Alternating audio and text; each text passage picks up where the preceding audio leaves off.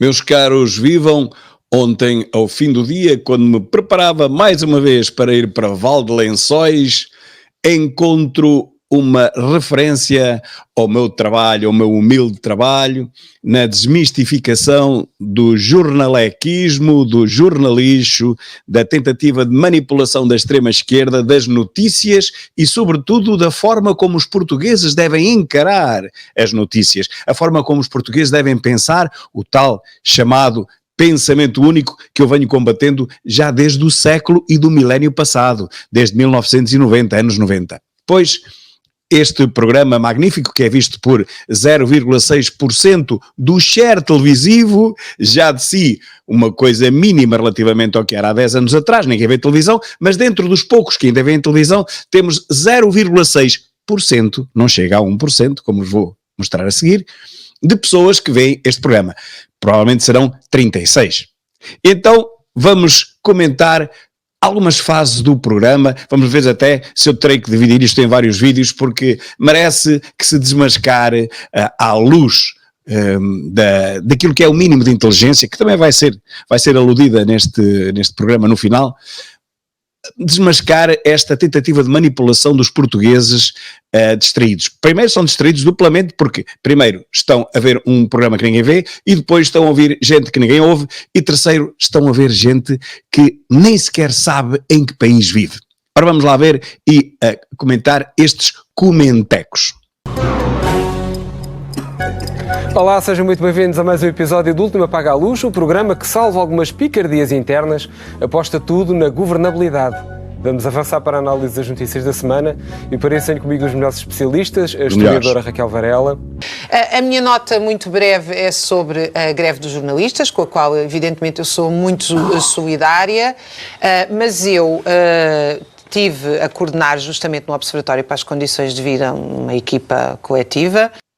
Uma equipa coletiva de muita gente, mais um observatório, um dos talvez milhares de observatórios que existem e que nem o próprio Estado consegue determinar quantos são. Só sabe que manda para lá dinheiro. Agora, se perguntarmos quantos observadores há, quantos observatórios há, melhor dito, ninguém sabe ao certo. Mas este é mais um. É que todas as profissões que nós estudámos foi aquela em que nós recebemos mais comentários negativos do público, não é? Não é? Não sei porque é que é. Talvez a investigadora Raquel Varela, de extrema-esquerda, consiga explicar. E não explica, como vamos ver a seguir. Realmente é a profissão mais mal vista pela maioria dos portugueses, pelos portugueses em geral, porque hoje em dia, ninguém acredita no jornalismo que temos.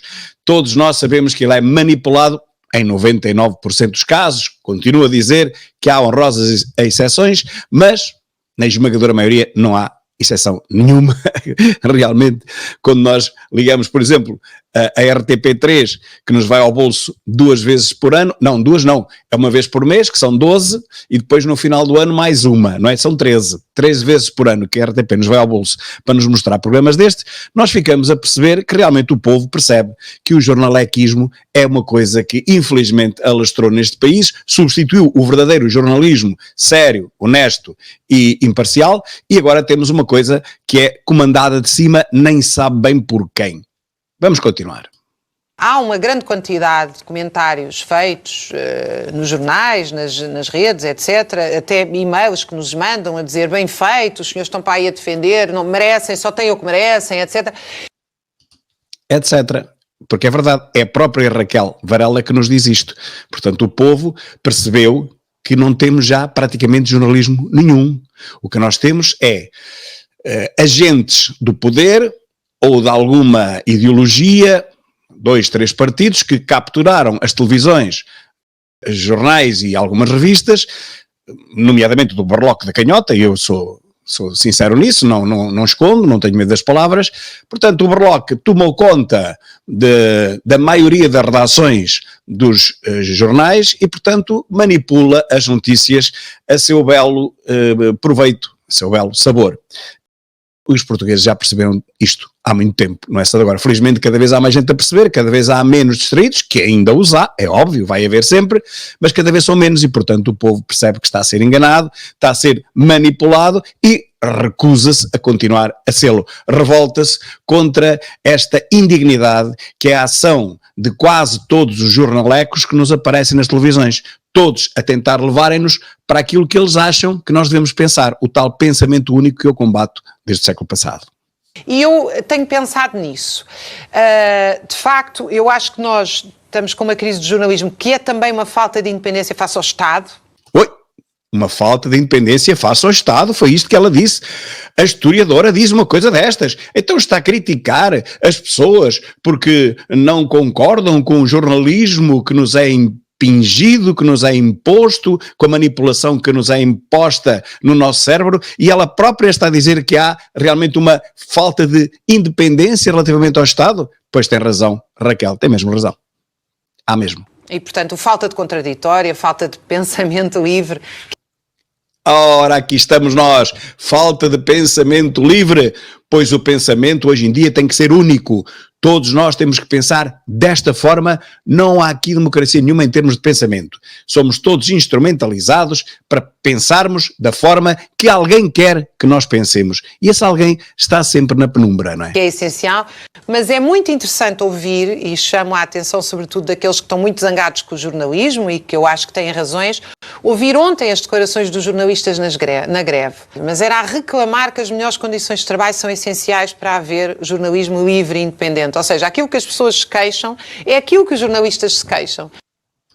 Pois, mas é que há um problema. As pessoas queixam-se realmente de falta de independência, de tentativa de manipulação de todas as notícias, desde a mais banal até a mais importante, e os jornalistas eu não os vejo queixar disso.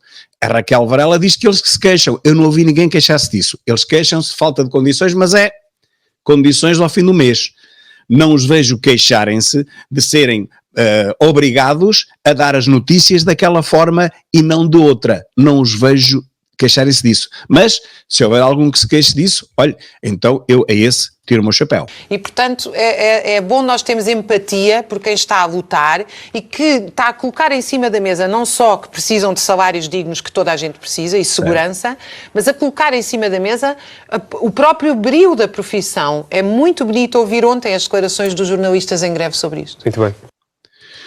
Muito bem, eu também digo muito bem. Eu é que tenho pena de não ter ouvido nunca uma queixa dessas. Aliás, vi o Coelho Albino, de extrema esquerda, que é, digamos, o cérebro de um projeto jornalístico de extrema esquerda, cujo diretor é o líder parlamentar do Bloco de Esquerda. Ora, quando se fala a independência do poder político e temos um Coelho Albino que faz aquelas séries nas catacumbas do Chega, que nunca existiram, e aquelas coisas todas, ele só trabalha contra o Chega. Quando vemos que temos um jornaleco cujo único trabalho anual que se vê é contra um partido, e esse jornaleco aparece na SIC, porque ele é da SIC, a dizer que temos que combater os partidos das catacumbas, os partidos da extrema-direita. Bom, se isso é um jornalismo independente, bom, eu vou ali e já venho. Não há dúvida então que os portugueses têm razão quando desconfiam. Eles já nem desconfiam quando eles têm a certeza absoluta que se trata de um jornalismo encomendado pela esquerda e pela extrema-esquerda para tentarem por todos os meios combater e erradicar um partido só. Por acaso, aquele que mais cresce é aquele que tem quase 50 deputados, quer eles queiram, quer não.